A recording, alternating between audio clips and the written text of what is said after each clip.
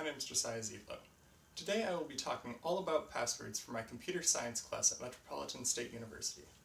I'll be going over what makes a good password, how to make your passwords better, programs for managing your passwords, and a bit about some of the different methods used to crack passwords. Hopefully at the end of this video, you will have the knowledge, motivation, and tools to better protect yourself with a large variety of strong passwords and to be able to keep track of them all easily. Let's start off with a definition of what a password is. Merriam-Webster defines a password as something that enables one to pass or gain admission, such as a sequence of characters required to access a computer system. But what makes a good or strong password? Since a password is used to limit access to protected resources for only those who are trusted with it, it must be something that only those who are intended to have it know, and not something easy to guess or to figure out. A long-time problem with people's passwords is that they prefer simplicity over actual security. So much so that the most common passwords are things like password 123456, QWERTY 111111, or similarly easy to guess options. Another large group of people realize that these passwords are way too easy to guess and far too commonly used to actually keep anything safe. And so instead they use personal information as their passwords.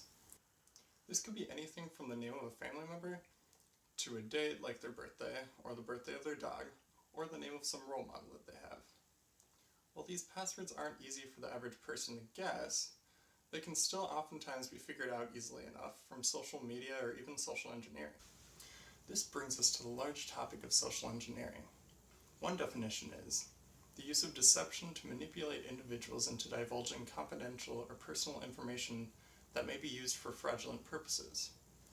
One example that can be found anywhere, including the world of computer security, is con artists. If you pose as someone with assumed authority or the permission to know certain desired information, more than likely people will just give you what you want. It does take a little more skill than that, but there are many more specific examples in the world. Imagine this for a minute. There's a thief who is looking to gain access to a corporation's financial information, to blackmail them for money or something. He calls an employee in the accounting department after looking them up on social media and tells her that he's from IT and needs her password to fix a problem on her computer. He may use his research on social media to mention her position in the company, among other things that will make his story sound more believable. At that point, the employee then gives him her password without thinking about it. This example may sound a little ridiculous, but it's actually a common method of obtaining information, and with many people, the best and easiest method to get a password is simply to ask them. A good point to take away from this is that you need to be cautious and not simply trust that people are who they say they are. If you can get to know your IT coworkers enough that you can spot a fraud when one comes up, that will help you keep everyone's information safer. The next biggest thing to know before learning how to make the best passwords is a bit about the methods of cracking them. For people who really want to access your password-protected things, they generally will use a program to do their work much faster than they ever could manually. One of the most popular kinds of programs for this are brute forcing programs, and one of the most popular kinds of those are dictionary attack programs for text-based passwords. A lot of people will use a word or series of words for their passwords to make longer ones that are a lot easier to remember. With the dictionary attack, however, it'll check if any of the most common passwords work and then proceed to use every word in the dictionary and combination of those words to see if those are your password. This method can crack a lot of people's passwords in a relatively short period of time, but only works part of the time because it's based on text-only passwords. Another way involves a password file stored on your computer. Each computer must have a file with passwords in it to compare against the passwords you enter to check if they're correct. These passwords are encrypted using hashing, which is a method of getting a unique, garbled-looking value from a password that can only be used in one direction. The main method for getting past this, generally for shorter passwords, is to have a rainbow table. Rainbow tables have a long list of possible passwords next to their pre-hashed values. You can then match the hash with your table and find the password given a complete enough table and enough time. A criminal may hack your password for one of your accounts, such as your Facebook password, but what if you only have one password for all your accounts? Then you're in a very bad place. The person who obtained that one password most likely knows that many people use the same password for either all or most of their accounts. But say that you just so happen to have that same password for your banking website too. That's bad news for you, because now not only can they make you look bad on social media, but they can take all your money too. All from a single program and your password being too weak. Now that we know some of the methods people might use to figure out your password, we can talk about steps to follow to make good secure passwords. The first thing is the length of your password. While having a long password doesn't guarantee the password is strong, as we've seen how dictionary attacks can easily crack word-based passwords, generally speaking, the longer the password, the more difficult it will be to crack, as with additional characters, the possible combinations go up exponentially. The second thing is to always try to have as much variety of characters as you can, such as having letters, numbers, and special characters, such as pound signs, question marks, and other symbols, that don't fit into the other two categories of characters. Most companies and IT professionals would suggest that you have at least 8 characters and have at least one lowercase and uppercase letter, some special characters, and at least one number. They also don't like people to use common formats like date formats or other semi-easy to copy stuff.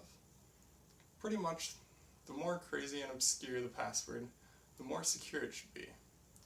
Having passwords that you can remember isn't a bad thing, but it is if someone else could also figure it out. Overall, the best password is the most random and lengthy password.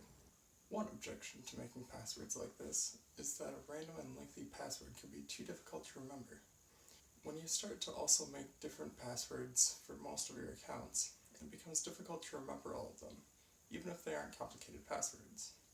This is where password managers come in. A password manager is a program that keeps the passwords you want in an encrypted database, with which there is a master password to protect them, and if you set it up right, a key file that must be on hand also.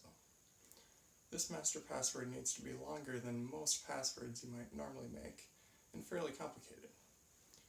A few great options for password managers are LastPass and KeePass, with which I will be putting a link down for in the description below. These applications can be used on any of your mobile devices or computers, meaning that you will always have your passwords with you wherever you are. A couple of other advantages of password managers are that they come with customizable random password generators. And if one of your passwords gets compromised, you can easily create a new and secure password without any trouble on your part. And this also helps you to be able to create very strong and unique passwords for all of your accounts in the first place. No password is 100% safe. One way to help lock down your account is to add another layer of security. This is called Two-Factor Authentication. And if your account supports it, you can usually set up an application like Google Authenticator on your phone that makes a time-based code that changes every set interval of time. For example, Google's codes change every 30 seconds. Another possible option is buying a physical key, which looks a bit like a flash drive but is really a secure physical form of authentication. One brand of these is YubiKey, for which there will also be a link down below if you want to check it out in more detail. The final large aspect to consider when creating master passwords that are long, or ordinary passwords that are still complicated, is, as mentioned earlier, how to remember them.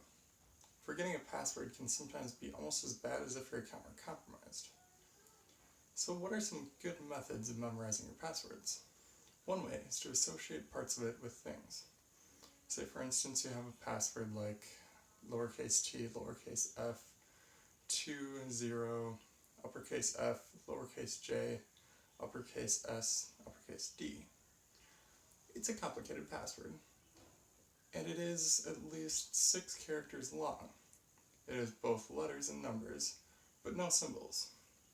It's a decent one, but how does one memorize it? For me being a gamer, I first see TF2, which is the name of a game. The next three characters, 0, uppercase F, lowercase j, I simply memorize because I can't associate them directly with anything in my mind.